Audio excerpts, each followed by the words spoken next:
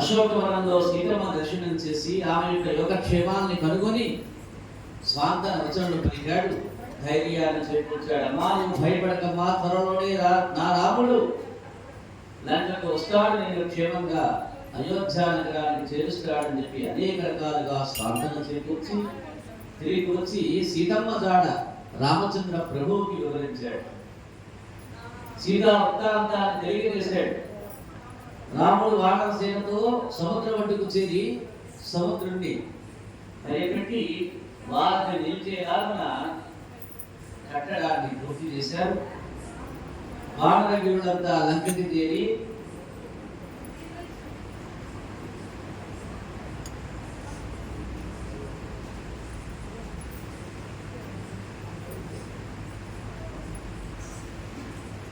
లంకకు చేశాడు ఆ యొక్క రామచంద్ర ప్రభు. రాముని తమ్ముడైన విభీషణుడు వచ్చి రామచంద్రుని శరణు చేరారట. రామచంద్ర, నా యొక్క అన్న యొక్క దుష్టత్వాన్ని, వారి యొక్క రాక్షసత్వాన్ని తట్టుకోలేక ఇప్పటిదాకా భయపడి ఉన్నానయా. ధర్మాన్ని ప్రజ్వలేటువంటి దశలో నేను ఇక నీ పక్షాన్ని వస్తున్నానని చెప్పి రామచంద్రుడిని శరణు వేడాడు విభీషణుడు.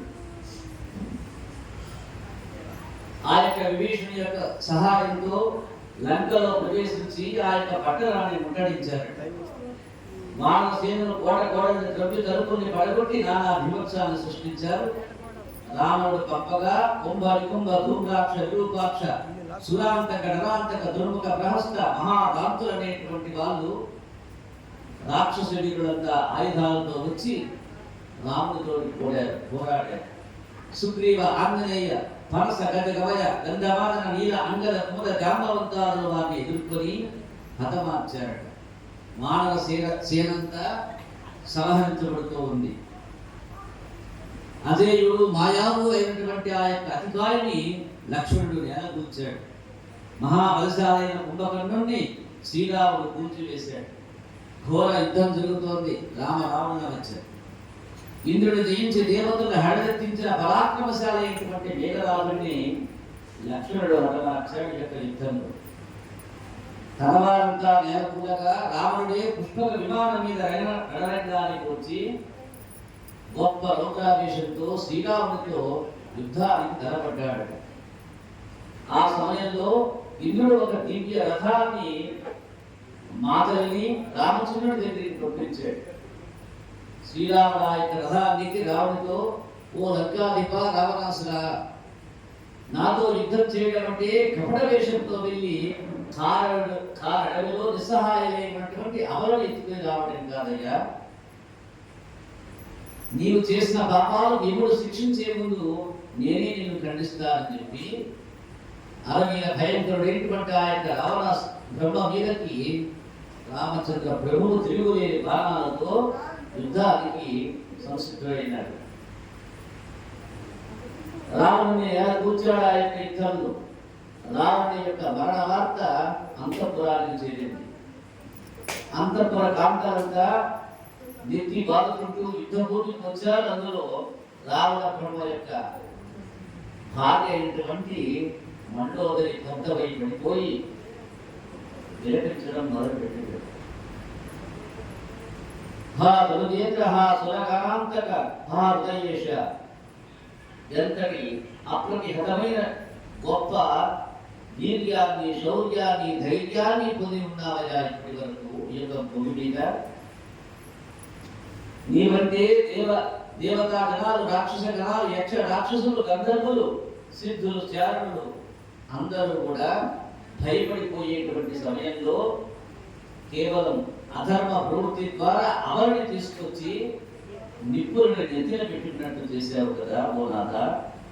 నీ ఆజ్ఞ లేనిదే సూర్య చంద్ర వాయు వరుణులు లంకలో తమ తమ విధుల్ని నిర్వహించడానికే భయపడేవారు కదయ్యా ఇంతకు ముందు. అలాంటి లంకా నగరము, లంకా వాసులు మేము ఇప్పుడు అనాథమైపోయాము ఈ యొక్క మరణాన్ని.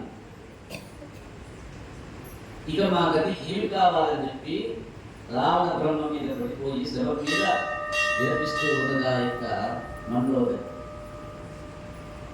రామచంద్రుని యొక్క సలహా మీద ఆ యొక్క విభీషణుడు రావణాది మృతులందరికీ అంత్యక్రియలు తెలిపారట. అశోకవనానికి వెళ్ళాడు రామచంద్రుడు. మిక్కిలి శోకాక్రాంతై కృషించి ప్రాణాలు బిగబెట్టుకున్నటువంటి సీతమ్మను చూసి దుఃఖిస్తూ సీత నిష్కలంక అని చెప్పి అగ్నిముఖంగా ప్రకటింపజేసి దేవత అనుజ్ఞతో ఇల్లాలని రామచంద్రుడు స్వీకరించాడు. విభీషణుడికి లంకా రాజ్య పట్టాభిషేకాన్ని చేసి సీతా లక్ష్మణులతోటి సుగ్రీవ హనుమదారులతోటి పుష్పక విమానం ఎక్కి దేవతలు పుష్పవృష్టి కురిపిస్తూ ఉండగా రామచంద్రుడు నంది గ్రామానికి తరలివచ్చాడు. నంది గ్రామంలో రామచంద్ర ప్రభువు యొక్క రాక కోసం ఎదురు చూస్తూ ఉన్నాడు సోదరుడైనటువంటి భరతుడు. రామచంద్రుడి పాలు కలిపి పూజిస్తూ సమయం చెప్పి వెళ్ళాడు అక్కడికి. ఓ భరత, నేను వచ్చేంత వరకు రాజ్యాన్ని పరిపాలించమని చెప్పాడు. అయితే ఈ సందర్భంగా భరతుడు ఒకే ఒక మాట అన్నాడు, ఈ సమయం వరకు వేచి ఉంటాడయ్యా సోదరా, ఆ సమయానికి నీవు రాలేకపోతే నా యొక్క శవాన్ని నువ్వు చూస్తావు అని చెప్పి ప్రకటించాడు భరతుడు. ఆ సందర్భంగా సమయానికి రాని వచ్చాడు రామచంద్ర ప్రభువు. ఆ యొక్క రాముని రాకని విని భోజనం పెట్టేలాగా భరతుడు పాదుకులను నెత్తిన పెట్టుకొని ఎదురు వెళ్ళాడట రామ లక్ష్మణ సీత మిగతా వానరులందరికీ కూడా సాష్టాంగ రంగ ప్రణామాలు చేసి శ్రీరాముని పాదాలని లలాటాన్ని దాటించాడు. హృదయాన్ని కట్టుకొని ఆనంద బాష్పాలతో అభిషేకం చేశాడు. అసమాన గుణశీలుడైనటువంటి భరతుడు రామచంద్రుడు దూసురులకు నమస్కరించి పట్టలేని ఆనందోత్సాహాలతో గంతులు వేస్తున్న ప్రజల్ని పరామర్శించి సుగ్రీవ విభీషణుడు విద్యావరణతో ఇస్తూ ఉండగా వారినందరూ గొడుగు పట్టగా భరతుడు భక్తితో పాదుకలు పట్టుకోగా శత్రుఘ్నుడు విల్లంబులు పట్టుకోగా సీతాదేవి కలశాన్ని పట్టుకోగా అంగదుడు ఖడ్గాన్ని పట్టుకోగా జాంబవంతుడు దారు పట్టుకుని వాయిస్తుండగా లక్ష్మణుడు దారి చూపుతుండగా శ్రీరామచంద్ర ప్రభువు తరలి వెళ్ళి విమానాన్ని ఎక్కి నక్షత్రాల మధ్య ప్రకాశిస్తున్న పూర్ణ చంద్రుడిలాగా వెలుగొందాడు.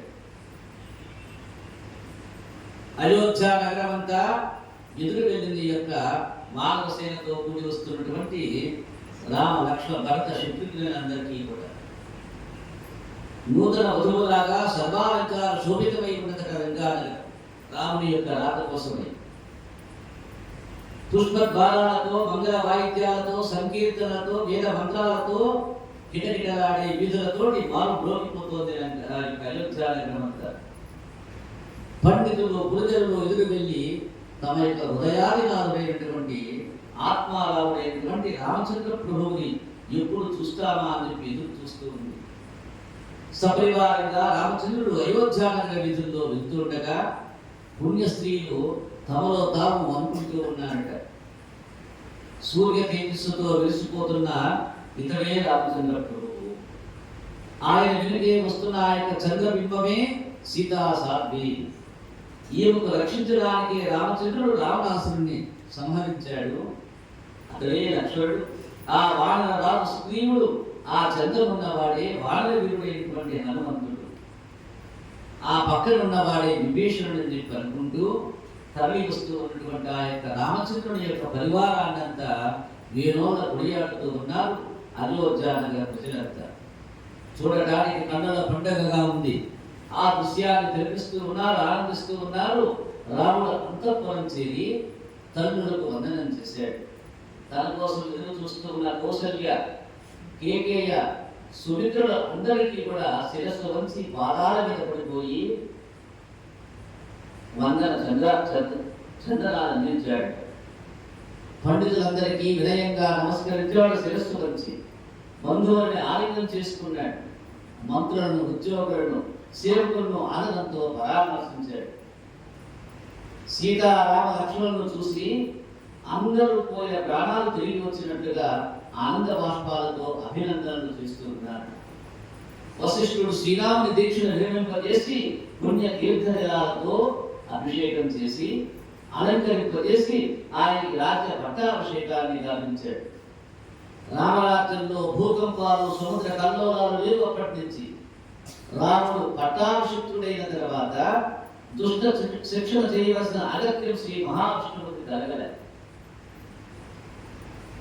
పంచభూతాలు, సూర్య చంద్రులు, దిక్పాలకులు నిరాటంకంగా తమ యొక్క విధుల్ని సక్రమంగా నిర్వహిస్తూ ఉన్నారు. రాముడి యొక్క బాణం భూమి పుష్కలంగా సస్యశ్యామలంగా ఫలిస్తూ ఉండేదట. ప్రజల్లో పేదరికం లేదు, కౌటిల్యం లేదు, చంచలత్వం లేదు, పరపీడనం లేదు, మాంద్యం లేదు, తాపము లేదు, చౌర్యములు లేదు. ఆ రాజ్యం సుభిక్షంగా కొనసాగుతోంది. అరాచకాలు లేవట ఆ యొక్క రాజ్యంలో. కన్న తండ్రి కంటే వినగా రామచంద్ర ప్రభు ఆ యొక్క అయోధ్య వాసుల్ని చూసుకుంటూ ఉన్నాడు. ఏకపత్ని మృదుడై ధర్మనిష్ట కలవాడై త్రేతాయుగంలో హృదయ ధర్మాన్ని పాటిస్తూ రాజర్షిలాగా రామచంద్ర ప్రభు అయోధ్య నగరాన్ని పాలన చేస్తూ ఉన్నాడు. ఆ విధంగా రాముడు అనేక యాగాలను చేయించాడు. ఒకనాటి యుగంలో హోతకి తూర్పు దిక్కున ఉన్న భూమండలాన్ని, ఉద్గాలకు ఉత్తర మండలాన్ని, అధర్వులకు పశ్చిమ మండలాన్ని, బ్రహ్మకు దక్షిణ భూమండలాన్ని మిగిలినంత ఆచారానికి దానంగా ఇచ్చేసేసాడు. కట్టుబట్టలు, సీతమ్మ తాలిబొట్టు తప్ప సమస్త సంపదల్ని గురువుకి ఇచ్చేశాడట. అటువంటి దాతృత్వాన్ని ఎక్కడ కని విని ఎరుగని బ్రాహ్మణులు మునులు ఆశ్చర్యపోయి వేణోల కొనియాడుతూ, ప్రభు రామచంద్ర, ఋషులమైన మాకు ఈ భూములు భౌతిక వస్తు సంపదలయ్యా, నీవు సాక్షాత్తు శ్రీహరి అంశలో ఉద్భవించావు. మాకు కావలసిన సద్గతిని మాకు ప్రసాదించయ్యా. సద్గతిని హరి తప్ప ఇంకెవరు ఇవ్వలేదు. మా ఎదురుగా శ్రీహరి ఇక్కడ రామచంద్రుడిగా ఉన్నారు. మిమ్మల్ని చూస్తూ ఉన్నాం, మీ మాట వింటూ ఉన్నాం, మీ యొక్క రూపాన్ని తదేకంగా చూస్తూ ఉన్నాం. కాబట్టి మాకు సాలోక్య ప్రాప్తిని కలగజేయమని చెప్పి అనేక విధాలుగా కోరుకున్నాడు.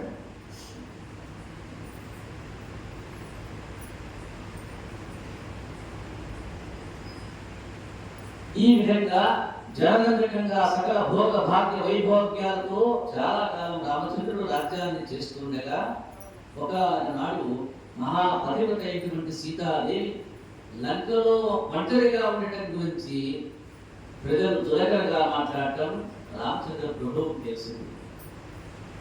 ఆమె వాల్మీకి ఆశ్రమంలో విడిచిపెట్టబడింది. ఆ తరువాత అప్పటికి గర్భవతి అయినటువంటి సీతాదేవి వాల్మీకి ఆశ్రమంలో కుశలవు అనేటువంటి పురాణాన్ని ప్రచురించింది. లక్ష్మణుడికి అంగరుడు, చంద్రకేతువు, భరతుడికి కక్షుడు పుష్కరుడు, శత్రుఘ్నుడికి సుబాహువు, సుదశేనుడు అనేటువంటి ఇద్దరు కుమారుడు కలిగా నలుగురికి 4 రోజులు 7 మంది బిడ్డలు పుట్టారు. భరతుడు గంధర్వుల్ని ఓడించి అశేష ధనరాశుల్ని సువర్ణాన్ని తెచ్చాడు. శత్రుఘ్నుడు మధురాక్షుని కొడుకేటువంటి లవణాసురుడిని చంపి మధువనంలో మధుపురాన్ని నిర్మించాడు. రామచంద్రుని పుత్రులైన కుశలవులు వాల్మీకి మహర్షి దగ్గర సకల విద్యలు నేర్చుకున్నారట. రామకథను గానం చేయడం నేర్చుకున్నారు. అనేక సభల్లో ఆ యొక్క గాన కథని వినిపించారు. ఒకరోజు రాముని యొక్క యజ్ఞశాలకు వెళ్ళి మూడు చిగురించేలాగా, అమృతధారలు స్రవించేలాగా అందరినీ సమూహకులను గావిస్తూ గానం చేశారు యొక్క కుశలవులు రాముని ఎదురుగా. శ్రోతలతో పాటు రామచంద్రుడు కూడా కరిగిపోయాడట వారి యొక్క గానాన్ని విని. కన్నీటి ధారలు దాచాడు రామచంద్రుడు. ఆ బాలుడు ఎందు వాత్సల్యాన్ని ప్రేమని పొంది బరడగా వారితో అన్నాడు, చిన్ని అన్నలార సీతాంశు ముకులార, నలిన ధర విశాల వైనులార, మధుర పాసులార, మహిమీద నెవ్వరు తల్లి తండ్రి నీకు తండ్రులారా.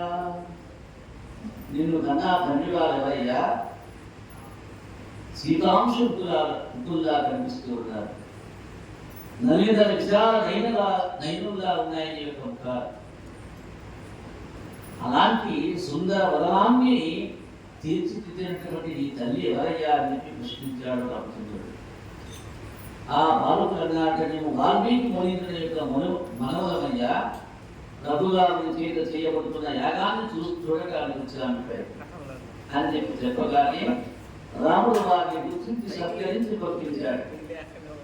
మరునాడు వాల్మీకి మునీంద్రుడు కుశలవుని సీతమ్మని తోడుకొని రాముని వద్దకు వచ్చి అనేక విధాల రాముని స్తుతించి ఈ విధంగా అంటూ ఉన్నాడు రామచంద్ర.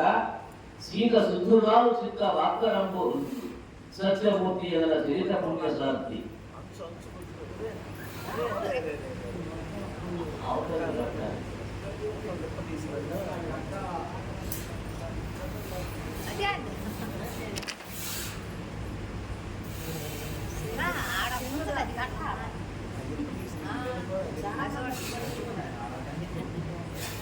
కట్టుండి కూరలు జల కట్టి